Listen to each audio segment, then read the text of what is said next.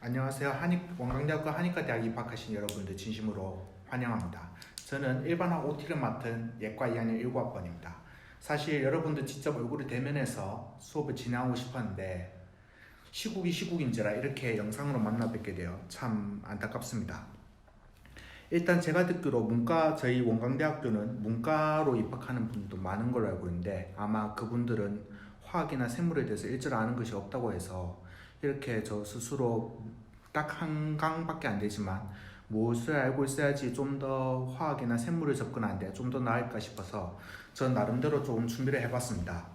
일단 첫 번째로 강의 계획서를 어떻게 볼 것인지 먼저 할 거고요. 두 번째로 시험 공부를 어떻게 할 것인지, 그리고 마지막으로 일반 화학을 보는데 필요한 기초적인 지식에 대해서 하도록 하겠습니다. 일단 강의 계획서를 보는 것인데요.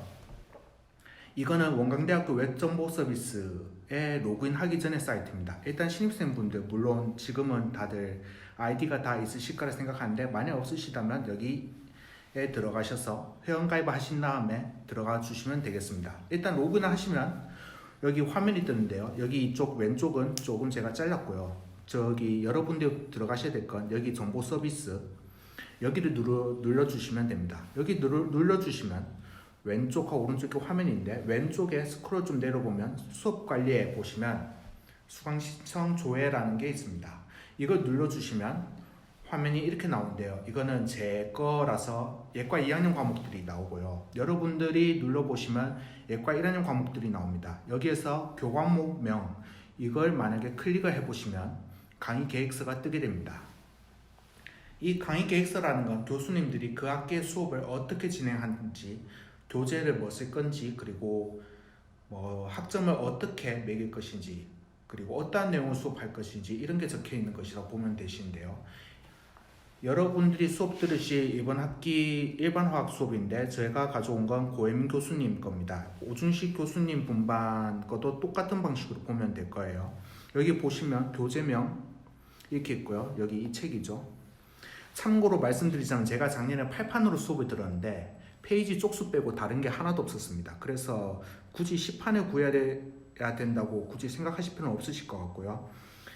여기에 뭐 교수님 메일이나 전화번호 이런 게 있는데 참고로 말씀드리자면 전화로 바로 하시기보다 메일로 보내는 거 먼저 추천해 드리고요. 그리고 여기 조금 더 내려와 보시면 수업 방법이 있고 성적 평가 방법이란 게 있습니다. 수업 방법은 강의식, 토론식인데 뭐 대체로 강의식, 토론식을 표시를 해두지만 대부분 교수님들이 일방향적으로 수업 지식을 전달하는 방식이라고 보시면 될 것 같고요. 성적 평가 방법이 아마 여러분들이 더 관심사일 겁니다. 물론 이번 학기가 지금 어떻게 진행될지 몰라서 중간고사, 기말고사가 어떻게 될지 저도 잘 모르겠지만 일단 교수님이 학기 전에 계획하신 바로는 중간이 30%, 기말이 30%, 출석이 10%, 과제가 10%, 태도가 20%라고 보시면 되는데요. 이 중에서 보통 대부분은 과제나 태도 점수는 기본 점수로 가지고 가신다 보시면 되고, 출석은 그렇죠. 저희 예과니까 보통 결석 좀 하시긴 하시겠죠. 그 출석 점수 좀 감점가, 그리고 일반 화학 같은 경우에는 그냥 중간고사랑 기말고사 시험 성적으로 그걸로 성적이 나온다 보시면 됩니다. 아마 고등학교 때 내신 생활 등급제 해보셔서 다들 잘 아실 거라고 생각합니다. 마지막으로 보실 게 이게 각 주차별로 매주 어떠한 내용으로 수업을 할 거다라는 건데요. 이게 계획이라서 이게 모든 게 이대로 지켜진다라고 사실 보기는 쉽지 않을 것 같고요. 일단 교수님이 학기 전에 내가 이번 학기에 이 정도 수업은 하겠다, 이 정도 진도는 나가겠다라고 생각하셨다고 보시면 됩니다. 그래서 여기서 보시면 저희 원대는 일반 화학을 수강을 한 번도 하지 않으셨던 분들을 위해서 여기 처음부터 보통 시작합니다. 화학의 기초 해서 어떠한 단위를 쓰는지, 뭐 유효 숫자 이런 개념을 하고, 그 다음에 원소가 뭔지, 원자가 뭔지, 이온이 뭔지 이런 걸 먼저 얘기해 준 다음에 그 다음에 화학량론이라고 드디어 여기서부터 사실 좀 약간 문과생 분들이 다루기 힘든 내용이 나오죠. 화학량론 같은 거는 쉽게 말씀드리자면 반응식에서 생성물이 얼마큼 생성되었는가, 혹은 뭐 생성물이 어디까지 생산될 것인가 이런 걸 다루는 약간 양적인 관계를 다룬다고 보시면 되겠습니다. 그리고 그 5장도 사실 4장에서 연속되는 내용이고요. 5장, 6장은 사실 여기 5장, 6장 같은 경우에는 아예 약간 다른 내용으로 수업을 하게 되는데 그거 연력학을 한 다음에 중간고사를 친다라고 예정이 되어 있죠. 근데 이번 학기는 중간고사 어떻게 될지 몰라서 사실은 여러분들 교수님들이 공지 나오는 걸 보고 계시면 될 것 같습니다. 이렇게 해서 강의 개수를 이런 식으로 보고 가셔서 16주의 기말고사까지 이렇게 쭉 보시면 된다고 생각해 주시면 되겠습니다. 자, 이제 강의 계획서 보는 건 이제 되었으니까 일반 화학을 어떻게 공부할 것인지, 그러니까 철저하게 시험 위주로 말씀드리도록 할게요. 일반 화학 같은 경우는 시험 유형이 크게 두 가지로 나옵니다. 첫 번째는 개념 서술형이고요. 두 번째는 계산형 문제입니다. 개념 서술형이라는 것은 A라는 개념에 대해서 설명해 보시오 라는 식으로 주로 잘 나오고요. 혹은 A라는 개념에 정의를 적으시오 라고도 나옵니다. 정의를 적는 것과 서술하시오라는 건 어떤 차이가 있냐면, 정의라는 거는 딱 그 개념에 정확한 정의를 적어라는 소리고, 서술하시오라는 거는 그거에 대해서 여러분들 아는 걸 다 적어달라 이런 의미로 보고 계시면 되겠습니다. 하지만 그렇다 해서 정의를 적으시오라는 거에도 많은 내용을 적으면 약간의 부분 점수는 있지 않을까 저는 그렇게 추측하고 있고요. 두 번째 계산형인데 이거는 뒤에 가서 설명해 보겠지만은 책에 보면, 교재에 보면 계산하는 문제들이 있습니다. 그 문제들 유형을 약간 숫자를 바꾸거나 해서 내는 거라고 생각하면 되겠습니다. 그럼 각각마다 어떻게 공부를 할 것인지 말씀드리겠습니다. 개념 서술형 문제를 어떻게 공부할 것이냐면, 이 일반 화학 교재를 보시면 각 단원별 뒤쪽에 보면 개념 정리 및 복습이란 페이지가 있어요. 바로 이 페이지인데요. 이거는 제가 4장에 있는 걸 한쪽을 찍어 온 겁니다. 여기에 보시면 이쪽 오른쪽에는 각 단원별 개념을 짤막하게 적어 놓은 게 있고요. 사실 이것도 보시면 좋지만은 여기 여러분들이 더 열심히 봐야 될 건 이쪽입니다. 이 왼쪽에 있는 이 개념들을 그냥 개념만 딱딱딱 적혀 있는 건데요. 이걸 보고 여러분들이 내가 얼만큼 알고 있는지, 내가 다른 사람한테 이 개념들을 설명할 수 있는지 정도를 보시고 공부해 보시면 될 것 같습니다. 만약에 이쪽에서 모르는 단어가 있다 그러면, 예를 들어서 그 성 분자를 내가 모르겠다 하면 여기 4.1절에 가서 그 내용을 찾아보고 공부해 보시면 되겠어요. 그 다음에 지난 글씨체로 된 단어를 공부하러 적혀 있는데, 이거는 교재 설명 부분을 보면, 이게 제가 교재 설명 부분으로 가져온 페이지인데요. 잘 보이시지 않으시겠지만 여기 보면 용질, 용매, 그리고 센전해질, 약전해질 이런 식으로 굵은 글씨체로 적혀있는 개념들이 있어요. 이런 단어들을 아까 전에 말씀드린 대로 내가 남들한테 설명을 할 수 있다 이런 기준으로 보고 계시면 될 것 같습니다. 물론 이 굵은 글씨로 된 글씨체는 여기 이쪽하고 제가 말씀드린 개념 정리 복수 페이지랑 겹치는 단어들이 좀 많을 거예요. 그래서 사실 이 정도만 공부해 보시면은 생각만큼 그렇게 개념들이 많은 건 아닌데, 아마 여러분도 화학을 처음 보신다 하셨으니까 매우 많겠죠. 그렇다 치더라도 조금씩 공부하면 아마 개념 서술형 시험 문제에서는 좋은 점수를 받으실 수 있을 거라 생각을 합니다. 두 번째로 계산형 문제를 공부하는 방법인데요. 여기에 보시면, 책에 보시면 이렇게 예제가 있습니다. 이 예제를 여러 번 풀어보시면 돼요. 예를 들어서 이거는 중화반응 예제 4.1인데요. 중화반응 1이라는 문제인데 0.350 몰 농도의 NaOH 용액 25ml 중화하는데 필요한 0.1몰 농도의 HCl 용액의 부피는 얼마인가? 이런 문제가 나오는 겁니다. 이런 문제를 계산하는 게 필요한데 사실 계산 자체는 복잡하진 않습니다. 근데 일반화학 특성상 소수점 아래 둘째짜리, 셋째짜리 가기 때문에 계산기가 여러분한테 반드시 필수적입니다. 굳이 공학용 계산기가 필요하다고 생각은 되지 않고요. 집에 있는 일반 계산기로도 가능합니다. 단 조심하셔야 될 거는 휴대폰은 시험 때 사용이 불가능하기 때문에 휴대폰 계산기를 믿고 계시면 안 됩니다. 이 문제 풀 때 조심하셔야 될 게 있는데 바로 단위를 조심해야 돼요. 만약에 밀리라는 10의 마이너스 세제곱이 붙는 거라든가, 혹은 그냥 예를 들어서 밀리리터와 리터는 약 대략 1000배 차이죠. 이런 식으로 단위를 조심해 주셔야지만이 됩니다. 그리고 또 조심하셔야 될 게 유효 숫자라는 개념이 일반 화학에 추가된 개념인데요. 이건 고등학교 때 이과 친구들도 거의 배우지 않은 개념인데 쉽게 말하면 어떤 개념이냐면 우리가 측정이 불가능한 수치가 있기 때문에 어디까지가 유효하다고 보느냐 이런 개념을 보면 되고요.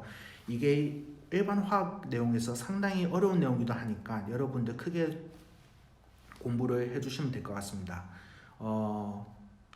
제가 추천드린 바로는 유효 숫자를 따지는 건 계산이 다 끝나고 마지막에 보시는 걸 도리어 추천드립니다. 중간중간마다 유효 숫자를 감안하시면 결과값이 상당히 차이가 많이 나는 경우가 많거든요. 그래서 유효 숫자를 보시는 건 계산이 다 끝나고 제일 마지막에 본다라고 생각하시면 될 것 같습니다. 이렇게 해서 일반 화학 시험을 공부를 하는 방법은 이렇게 말씀을 드렸고요. 다음으로는 일반 화학을 보는 데 있어서 어떠한 개념, 그러니까 제가 봤을 때 이 정도는 알고 있으면 좋겠다 하는 그런 개념들을 설명하는 시간을 가지도록 하겠습니다. 네, 일반 화학을 보는 관점에 대해서 바로 설명을 드리도록 하겠습니다. 일반 화학은 사실 화학에 대한 전반적인 내용을 기초적인 수준에서 다루는 건데 대학교에서 만약에 화학을 전공하시는 분들이라면 전부 다 필요한 내용이겠죠. 근데 저희 한의대에서는 그것보다는 보다 훨씬 더 조금 더 약간 좁아져 있는 범위를 배우게 되어 있는데요. 보통 일반 화학은 반응을 배우는 과목이라고 생각하시면 되겠습니다. 반응은 어떻게 보시면 되냐면 반응물이 있으면은 얘네들이 어떠한 물질로 바뀌네 이런 식으로 보면 될 것 같습니다. 이쪽에 있는 거를 반응물이라고 부르고 이쪽에 있는 걸 생성물이라고 보면 된다라고 생각하시면 돼요. 근데 이 반응식을 여러분들이 쓸 줄 알아야 돼요. 예를 들어서 A 플러스 B, A와 B가 반응했을 때 이렇게 B라고 플러스라고 표현해주고 그 결과는 이렇게 화살표로 처리하고 그 다음에 C 플러스 D 이런 식으로 생성물은 이게 나왔다 이런 식으로 적으면 되는데요.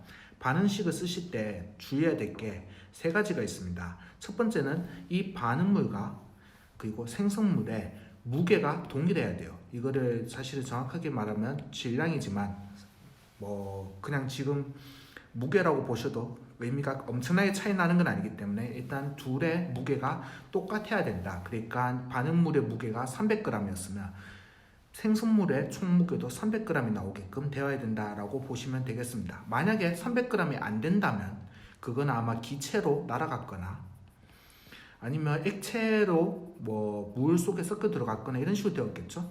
그래서 그렇게 보시면 되겠고요.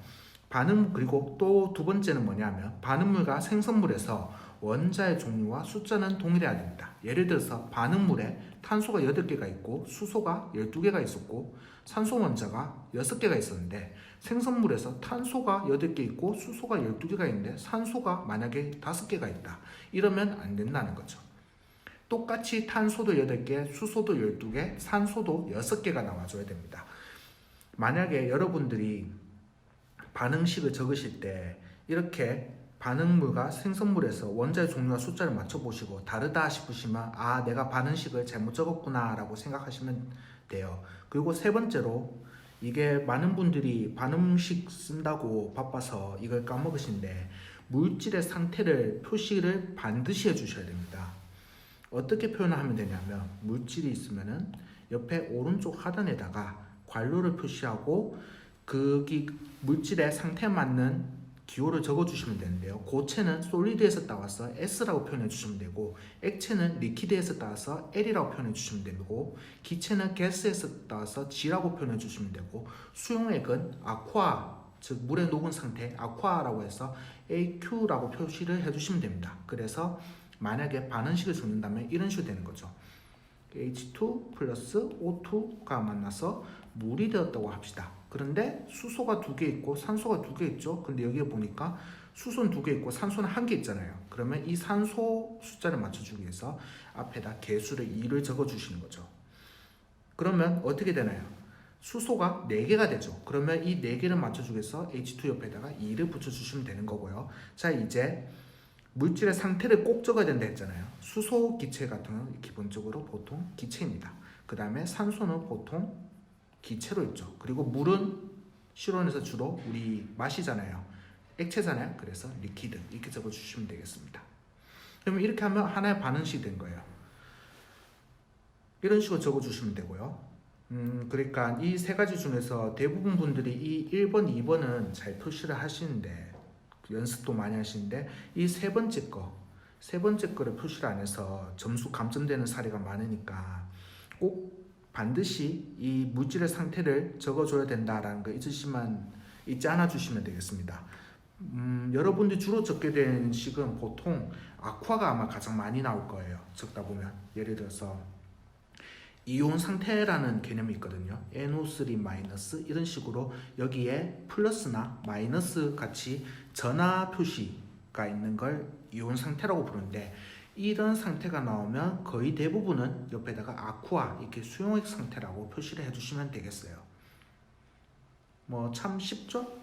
쉽다고 말씀드려야 될지 모르겠는데 자 다음으로 넘어가 보겠습니다. 이제 반응은 사실 물론 일반 화학 과정에서는 이러한 반응물들이 반응하였을 때 생성물이 무엇이 나오느냐 이런 식으로는 사실 잘 안 나와요. 왜냐하면 그 대부분의 반응들이 우리 일상에서 잘 보는 반응들이고 너무나도 극명하게 갈려서 사실은 그 정도까지 따지는 문제는 잘 없고요. 여러분들이 생성물을 어느 정도 식을 여러 개 보면서 외워주시면 약간 된다 생각하시면 되는데 반응은 다음같이 주로 두 가지 방향으로 가면 된다 보시면 될 것 같아요. 대체로 쉬운 쪽으로 가려고 합니다. 쉬운 쪽이라는 게 뭐냐 하면 예를 들어서 여러분이 A라는 곳에서 B라는 곳으로 간다고 쳐요.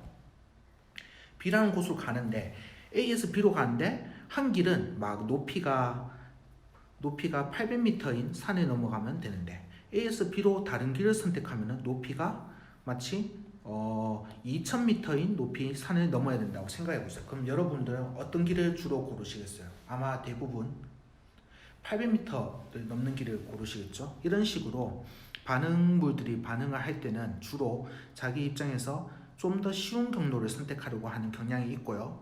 또 다른 반응이 일어나는 방향은 자기 물질 상태가 안정화되게끔 하는 방향으로 가고자 합니다. 보통 안정화라는 게 어떤 의미냐 하면 예를 들어서 여러분들은 에너지가 넘치실 때 있죠. 막 내가 몸이 엄청나게 더워서 열이 많이 올라서 그때마다 뭐 에너지가 너무 폭발해서 인열력이 넘쳐서 막 여기저기 왔다 갔다 뛰어다니고 싶은 그런 때가 있을 수가 있잖아요.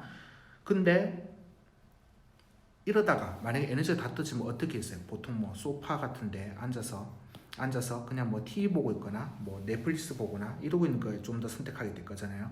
물질도 마찬가지여서 자기가 에너지가 많으면 이리저리 왔다 갔다 하기 때문에 이런 것보다는 주로 자기가 갖고 있는 에너지를 좀 더 방출하고 좀 더 낮은 에너지 상태 이런 상태로 좀 더 가려고 한다라고 보시면 돼요. 그래서 너무 왔다 갔다 불안하면 일상생활에서도 사실 보기가 힘듭니다. 실제로 주기율표라는 표가 있는데 거기에 끝부분에 보면 인공적으로 인간이 만들어낸 원소들이 나오거든요. 이 뒤에 보시면 이게 주기율표예요.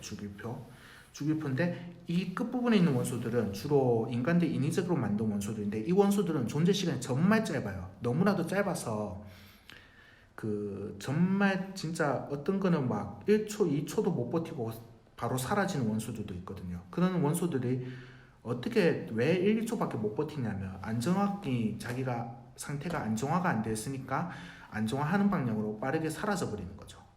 이런 식으로 반응을 하는데 안정화하는 방향으로 가려고 한다 보시면 될 것 같아요. 그럼 제가 얘기할 건 이 쉬운 쪽이라고 하는 개념에서 말씀드릴 게 바로 활성화 에너지라 해서 EA라고 표현하는 게 있다 보시면 되겠고요. 제가 주로 얘기할 건 이 안정화라는 관점에 대해서 조금 더 추가적으로 말씀드리도록 하겠습니다. 여기가 방금 전 말씀드렸다시피 주기율표인데요. 여러분들은 주로 여기서 1번, 2번, 3, 4, 5, 6, 7, 8, 9, 10 해서 20번까지를 여러분들이 주로 다룬다라고 생각하시면 될 것 같아요. 이 20번까지는 여러분들이 원소 번호와 원자기호 그리고 어떤 원소인지까지 외워줘야 되고 예를 들어서 수소, 헬륨, 리베, BC, 노오, 푸네, 나만, 알지, 인황염화, 칼륨, 칼슘 이런 식으로 20번까지는 순서도 외워주셔야 됩니다. 자, 이 표를 보시면은 왼쪽 오른쪽으로 갈라져 있는 걸 보실 수 있는데 주로 왼쪽에 있는 애들, 여기 이 검은색 진한 선 보이시죠? 이 선이 금속과 비금속을 가르는 선이에요. 그러면 금속은 뭐고 비금속은 무엇이냐라고 궁금해 하실 수 있는데요. 옛날 화학이 발달하는 과정에서 화학자들이 무엇을 발견했냐면 원자가 있는데 원자 핵이 있고요. 이 바깥으로 전자 껍질이 있습니다. 전자 껍질에서 전자들이 왔다 갔다 하는 그런 곳이 있는데 이 마지막 전자 껍질에 있는 전자들이 8개를 이루려고 한다라는 성질을 발견했어요. 이걸 왜라고 설명해달라고 하면 약간 무리가 있고요. 왜냐하면 화학자들이 이러이러한 성질을 갖고 있네 라고 해서 이거를 설명하고자 모델을 붙인 거라서요. 마지막 전자 껍질에 여러분들 알아주셔야 될 건 마지막 전자 껍질에 전자가 8개를 채우면 원자들이 안정되구나 라고 생각하시면 됩니다. 즉 그러면 여러분들 원자 입장에서 마지막 최종 전자 껍질에 전자를 8개를 채우려고 한다라는 거죠. 그럼 여기서 금속과 비금속이 달라지는데요. 금속 같은 경우에는 주로 여기 왼쪽에 있잖아요. 왼쪽. 비금속이 여기 오른쪽에 있고요. 이 오른쪽에 있을수록 마지막 전자 껍질에 전자를 많이 가지고 있는 것이고요. 왼쪽에 있을수록 마지막 전자 껍질에 전자가 적은 걸 말해요. 여기 왼쪽부터 1족, 2족, 그리고 3, 4, 5, 6인데 이거는 12족까지는 우리는 필요가 없고요. 여기 13, 14, 15, 16, 17, 18인데 앞에 10자는 빼고 1은 빼고 3, 4, 5, 6, 7, 8만 보면 이게 그 원소들이 갖고 있는 마지막 전자 껍질의 전자 수라고 보시면 돼요. 여기 첫 번째 있는 애들은 전자가 1개, 두 번째는 2개, 그리고 이거는 13이니까 3이잖아요. 최외곽 전자, 마지막 전자 껍질 전자가 3개, 4개, 5, 6, 7, 8개가 된다 보시면 됩니다. 그러면 이 마지막은 8개가 채워졌잖아요. 그래서 이 8개가 채워져서 얘네들은 반응을 거의 하지 않아요. 그래서 우리가 이름을 뭐라고 붙였냐면 불활성 기체라고 붙여놓는 거죠. 그러면 더 나아가서 금속, 비금속이 어떻게 갈라지느냐 하면은 금속은 제가 여러분 보시면 아시겠지만 여기 1족, 2족에 주로 금속이 있단 말이에요. 즉 최외곽 전자가 주로 1개, 2개, 3개 정도란 말이에요. 그러면 이 친구들 봤을 때 마지막 최종 전자 껍질에 전자 8개 채우려고 하면 여러분들 봤을 때 버리는 게 더 쉬운 것 같아요? 아니면 어디에서 다른 곳에서 전자를 가져오는 게 더 쉬울 것 같아요? 8개를 채우려고 하면 얘는 7개가 더 필요하고 얘는 5개가 더 필요하고 얘는 4개가 더 필요한데 4개가 아니죠. 이게 5개고 이게 6개죠. 죄송합니다. 그래서 이게 필요한데 여러분들 봤을 때 이건 좀 비효율적이잖아요. 차라리 갖고 있는 거 버리는 게 더 쉬운 것 같지 않으세요? 그래서 금속은 전자를 내보내려고 하고요. 비금속인 애들은 여기 오른쪽에 있는 애들인데요. 4개, 5개, 6개, 7개, 8개 이렇게 나온단 말이에요. 여기 8개짜리는 불활성 기체니까 반응을 안 한다라고 말씀드렸고요. 여기 애들은 여기 예를 들어서 질소 15족인데요. 5개 전자 껍질 갖고 있으니까 얘는 3개 가져오면 되겠고 여기 산소 2개 가져오면 되겠고 여기 플로르, 불소 얘는 1개 가져오면 된단 말이에요. 그래서 얘네들은 갖고 있는 전자를 내보내기보다는 전자를 어디에서 다른 곳에서 가져오려고 드는 경향이 있습니다. 이런 식으로 전자를 내보내고 전자를 가지고 오려고 하고 그러한 성질을 하다 보니까 금속은 어떻게 되냐면 전자를 버리고 양이온이라고 해서 플러스 성질을 가진 입자가 되려고 하는 성질이 있고요. 비금속은 전자를 다른 곳에서 가지고 와서 음이온 즉 마이너스 전하를 띠게 하려는 성질을 가지고 있다라고 보시면 돼요. 그래서 금속성이 강하다라고 하면 전자를 버리고 양이온이 되려고 하는 경향이 세다라고 보시면 되겠고 비금속 같은 경우에는 전자를 다른 곳에서 가져와서 음이온이 되려고 하는 경향이 있다라고 보면 되겠습니다. 금속, 비금속 사실 그래서 이게 국어적인 의미랑 약간 화학적인 의미랑 조금 다르다라고 보고 계시면 될 것 같아요. 자, 그러면 제가 아까 전에 말씀드렸다시피 금속은 양이온이 되려고 하고 비금속은 음이온이 되려고 한다라고 했단 말이에요. 그러면 금속하고 비금속 간에 어떻게 되는지 봅시다. 예를 들어서 여기 11번 나트륨을 가져올 건데 나트륨은 1쪽이니까 체가 전자 한 개를 버리고 한 개짜리 양이온이 된단 말이에요. 그리고 여기에 Cl을 가지고 오면 얘는 염소, 얘는 전자 하나를 어디서 가지고 와서 Cl-가 되려고 하는 경향이 있어요. 그러면 얘 입장에서 보면 우리 자석 옛날부터 잘 다뤄봤잖아요. N극끼리는 서로 어떻게 되었어요? N극끼리는 서로 밀어내고 S극끼리는 서로 밀어내는데 N극과 S극끼리는 서로 붙으려고 하고 하는 그런 성질이 있잖아요. 얘네들도 마찬가지예요. 플러스랑 마이너스 가진 애들끼리 서로 붙으려고 한단 말이에요. 그래서 이런 식으로 붙어서 만들어지는 물질이 NaCl이라고 부르면 되고 염화나트륨이라고 우리는 부르고요. 이걸 다른 의미로 우리가 주로 잘 먹는 소금이 되는 거죠. 이렇게 양이온이 된 금속과 음이온이 된 비금속 간의 정전기적 인력, 그러니까 전기적인 인력에 의해서 결합했는 물질을 우리는 뭐라고 부르냐 하면 이온 결합이라고 불러요. 참 쉽죠? 이온이 되어서 서로 정전기적인 인력에 의해서 서로 끌어당김으로 해서 붙는다라고 생각을 하시면 될 것 같습니다. 이렇게 해서 이온 결합에 대해서 어느 정도 설명해 드렸는데 물론 제가 오늘 말씀드린 건 시간 관계상 다 길게 설명 못 드려서 좀 죄송한데 여러분 아마 각자마다 공부를 하시는 게 좀 더 필요할 것 같긴 해요. 자, 이제 공유결합이 어떤 것인지 한번 말씀드릴게요. 공유결합은 어떤 것이냐면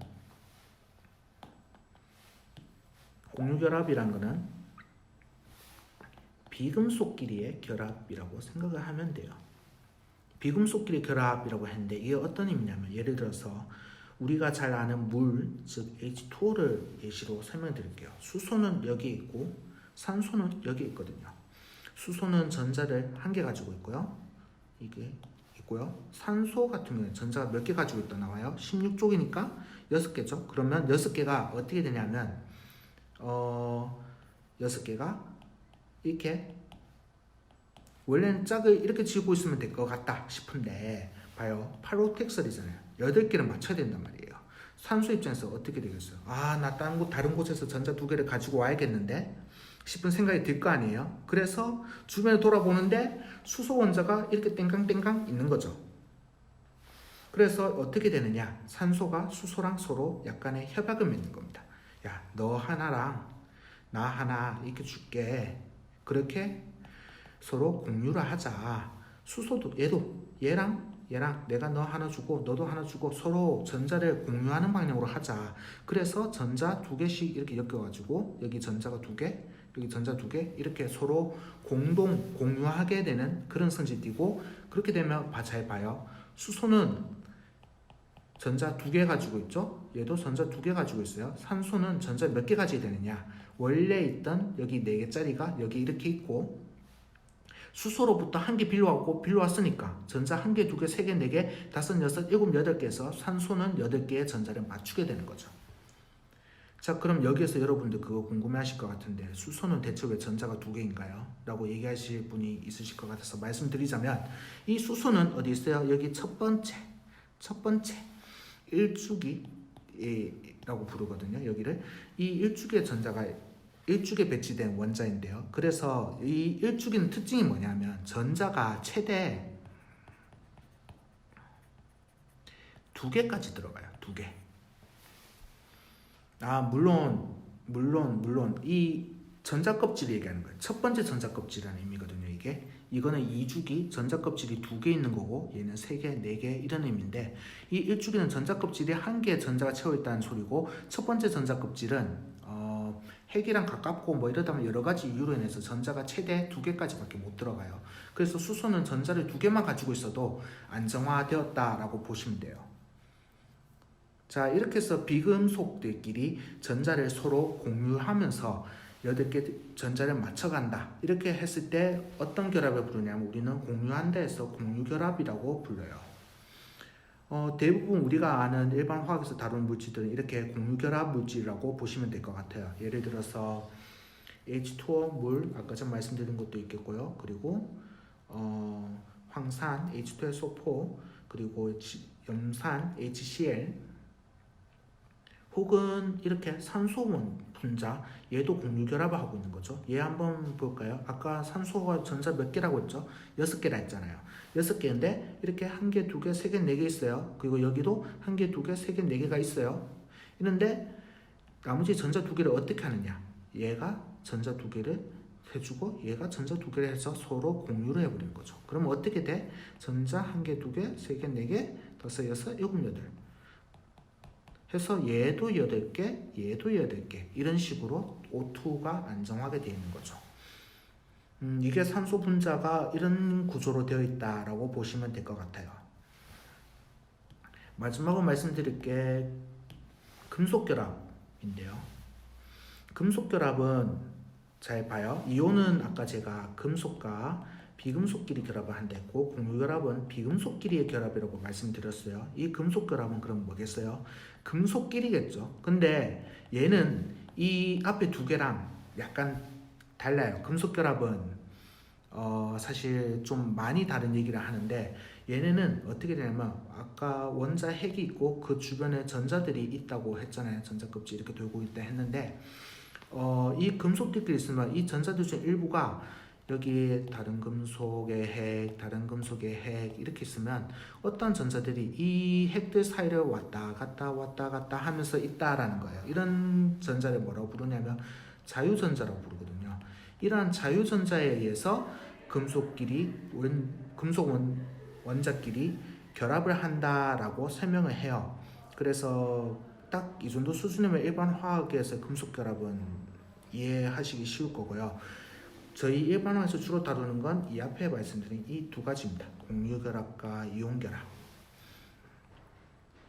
얘네들이 다시 한번 뭐라고요? 안정화. 아까 보셨던 이 안정화를 목표로 만들어지는 결합이라고 보고 계시면 될 것 같아요. 그래서 이제 이 정도 지식이면 제가 봤을 때 일반 화학을 접근하는데 살짝의 맛은 보여드린 것 같고 제가 여러분들이 시험 공부하는데 반응식을 적는 문제가 참 많이 나온단 말이에요. 그때마다 여러분들이 알아두셨으면 하는 물질들이 있어요. 여기 나오는 다원자 이온이라는 건데 이온이 아까 말씀드린 플로르 이온, 염화 이온, 뭐 불화 이온, 이게 불화 이온이고요. 이거 브로마 이온, 뭐 이런 식으로 얘네들 혹은 산화 이온 예를 들어서 이렇게 있는데 이렇게 원자 하나씩만 이루어져 있는 게 아니고 여기에 보시면 NH4 플러스, NO3 마이너스, SO4 2 마이너스, OH 마이너스, PO4 3 마이너스, CO3 2 마이너스, HCO3 마이너스 이런 식으로 친하게 평상시에 정말 친하게 잘 지내는 이온들이 있거든요. 여러분들도 아마 한일이 입학하시면 모두랑 친해지기보다는 약간 좀 같이 다니는 그룹이 생길 거예요. 그렇게 보고 계시면 될 것 같아요. 얘네들도 자기들끼리 안정화되어서 잘 뭉쳐 다니는 그룹들이다라고 보시면 돼요. 그 중에서 얘네들을 좀 알아주면 좋겠다 싶은 게 아까 제가 표시한 이 빨간색으로 표시한 거 있죠. 암모늄 이온, 질산 이온, 황산 이온, 수산화 이온, 인산 이온, 탄산 이온, 그리고 탄산수소 이온 혹은 중탄산이라고 불러도 되고 혹은 HCO3 마이너스로 불러도 되고 얘네들은 일반 화학 시험 치는데 정말 많이 나오는 애들이기 때문에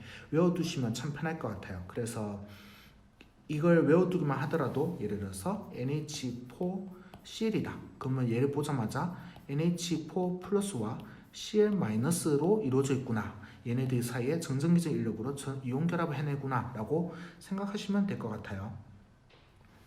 혹은 황산이온 H2SO4 얘도 어떻게 되죠? H 플러스 2개 그리고 SO4 E 마이너스 이렇게 갈라지겠구나 라고 생각하시면 되겠습니다. 이게 그냥 뭐 산소 이렇게 갈라지지는 잘 않거든요.